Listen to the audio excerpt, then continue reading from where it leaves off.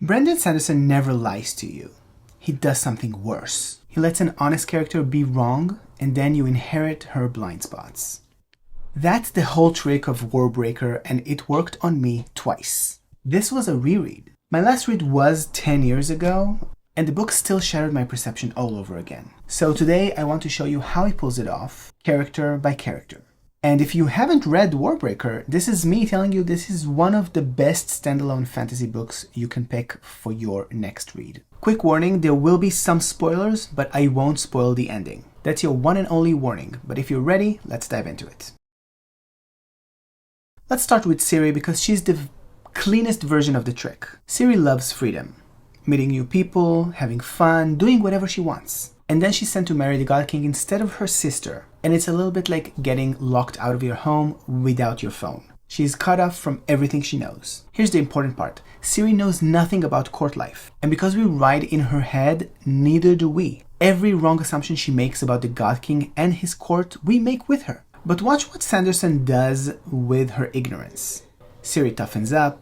She starts making moves in the court of gods. She grows into the ruler she was meant to be. And it's her unpreparedness that got her there. Her flaw is the engine. And the irony is that if Vivenna was sent to marry the God King as planned, there would be no story. Now Vivenna. This is where the trick gets nasty. For most of the book, Vivenna is working with a mercenary crew led by Denth. And Denth is charming. The banter is fun. Him slowly winning her over as the group's new employer feels lighthearted and cozy. Vivenna didn't know any better. And we believed her. Because we didn't know any better either. Notice what Sanderson didn't do. He didn't hide information behind an unreliable narrator. He didn't cheat. Vivenna honestly reported everything she saw. She just interpreted it wrong. And her honest wrongness became our wrongness. And once you see this trick, you start seeing it everywhere in his books. I just started my Mistborn Era 1 reread, and I'm in the final Empire right now. And I spotted that Vin is a Mistborn before Kelsier explains it in chapter 3. Same author, same move. More on that reread at the end of the video. There's one more layer with Vivenna. When Lemex's breath gets thrust upon her, and when she wants to give it away, she realizes she will have to give her own breath right along with it. She keeps it. And eventually she learns awakening. The very sin her religion preaches against. Even her beliefs about herself were flawed perception.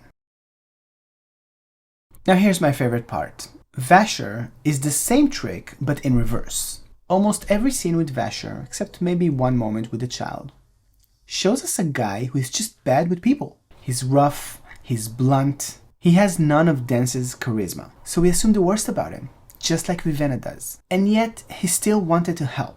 When Vivenna joins up with him, we discover a guy who is genuinely interested in making peace between Idris and Tetalir. He's just terrible at convincing anyone of that. So think about the symmetry here. Denth performs trustworthiness and has none. Vasher performs none and has all of it. Sanderson built two characters as mirror images of the same lesson. Charisma is not character. Also, the banter with Nightblood is comedy gold. If you're a Cosmere fan, you know Nightblood shows up in other places too, but that's a different video. And then there's Lightsong the Bold, the saddest version of the whole trick. Lightsong is the only god in the court of gods who does not believe in his own godhood. Everyone else in this book is honestly ignorant. Lightsong is different. He received his answers from the start. He just refused to accept them. His flawed perception is the only one that's self-inflicted. And the road the story takes him down ends in a very sad but inspiring way.